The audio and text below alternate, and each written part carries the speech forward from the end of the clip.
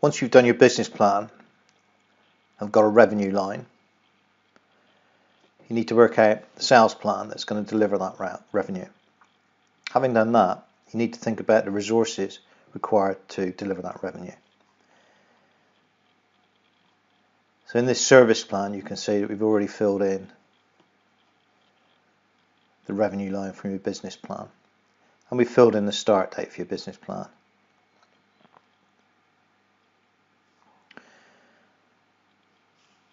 This template allows for up to 3 different resource types. So let's assume this is a field service business.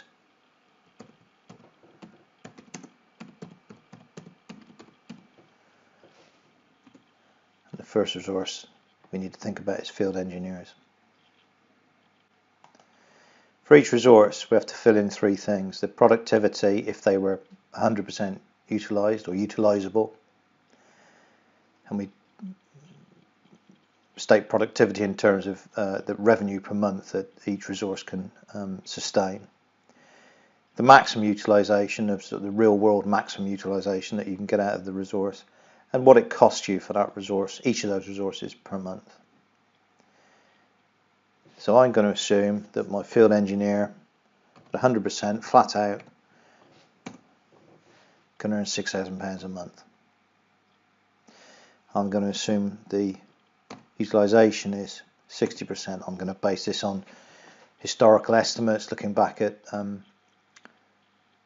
what data I do have on availability. But with personnel, there's a limit to utilisation of holiday, training, sickness, so on and so forth. And also in a field service business, you've got travel time. So 60% is pretty good actually. And I'm going to figure out a cost per month. So each of my field service engineers on average cost me £2,500 per month.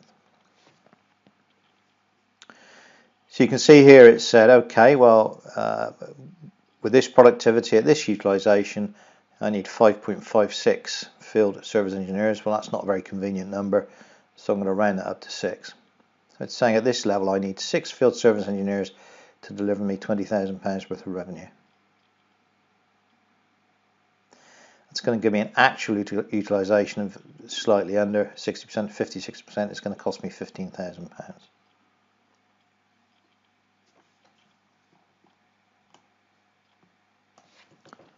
And my start assumption is that I can't do anything to improve that situation. So let's put that across the year. Here's my total cost for the year, and you'll see down here it's put in the total cost, which is actually the same because we've only got one resource at the moment.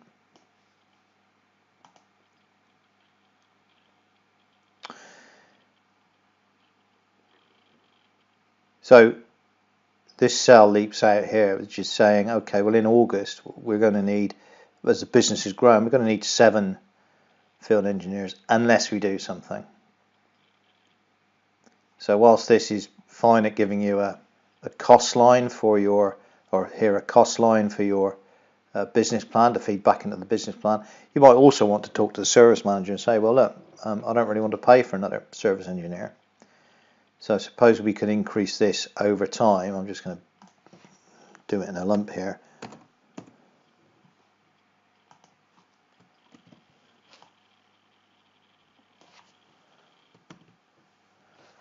I'm slightly happy with that picture.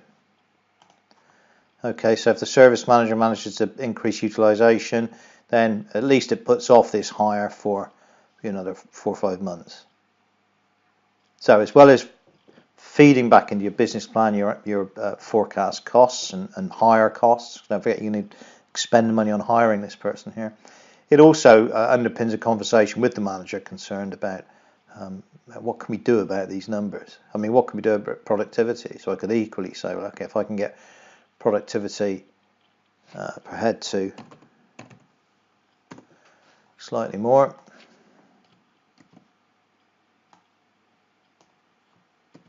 what does that do? Well, that's nice. My hire has disappeared now. Now, it hasn't answered the question, how do I do this, or how does your service manager do this? But it underpins a conversation. So we might be looking at utilisation. Well, let's get some better routing software, or let's give the guys mobile access so they don't have to come to the office, for instance. Or maybe here, in terms of productivity, maybe it's a matter of training or tools, or looking at the actual kit we're selling in terms of how often it breaks. So that's a conversation that's really underpinned by this part of the service plan. Most businesses will probably have a couple of resources they rely on to deliver things. So let's assume this company uses vans as well. I'm going to assume that the van has got the same productivity as the man for the moment, which is not unreasonable, but as long as it's on the road all the time, it's going to achieve the same, one engineer per van. But my utilisation is much higher. It needs to be repaired now and then, needs to be serviced. So I'm going to give it 95%. Again, I'm looking back at historical figures, and I'm going to cost the thing at £500 a month.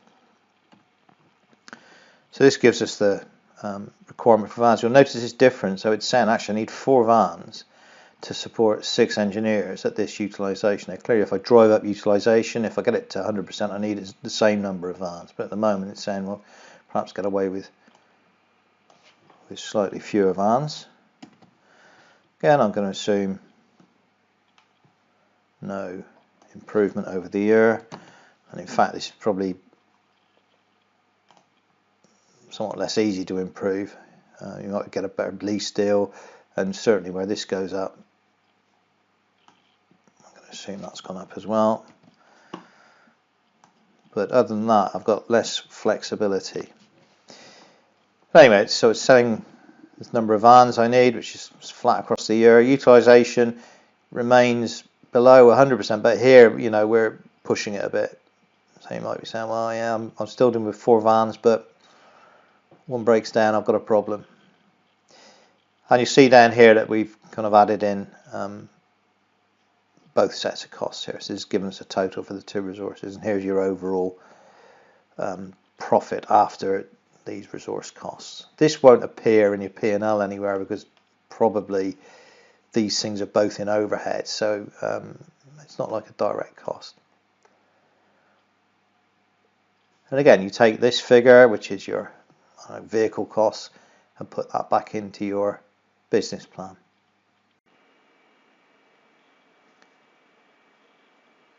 Just a quick note about service KPIs. When you were creating your marketing story and your one-page strategy, you would have identified the areas in which you wish to compete. And this will include service KPIs from the customer's perspective, so the things that matter to the customer. So when you're creating your service plan, we've worked through the resources, productivity, utilisation and costs. You need really to add in the other side of the equation, which is what are you trying to achieve from the customer's perspective. So on this sheet you can add up to 3 KPIs. So just for the sake of demonstration, we're going to include fixed time and let's call it on time in full. Not sure what this organisation is. It's a bit of a mixture there, but fixed time might be for a field service business or an IT business, and on time in full might be for a distributor or an online retailer. Okay, so I'm going to say fixed time average, I don't know, 6.5 hours is what we try to achieve, or what we've historically achieved, and then on time in full 99%.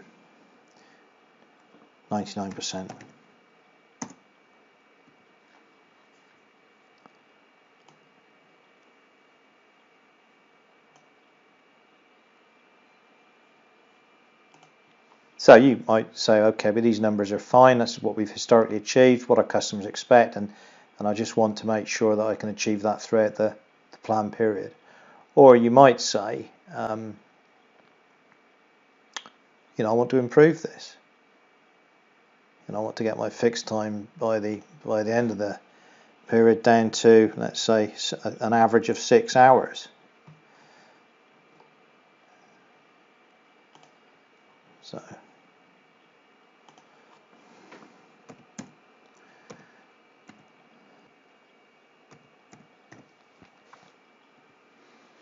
this might form part of your competitive strategy to improve the fixed time and then be able to tell customers about that, prospects about that.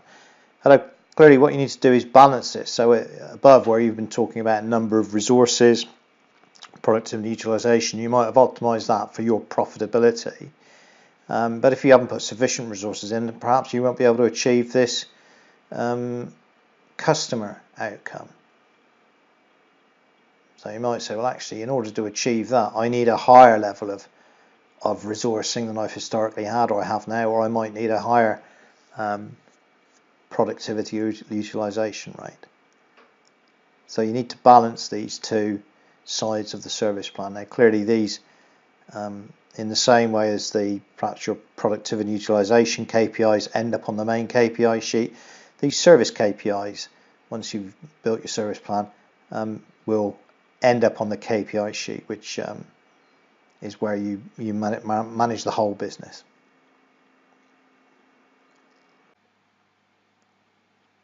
Okay, that's it.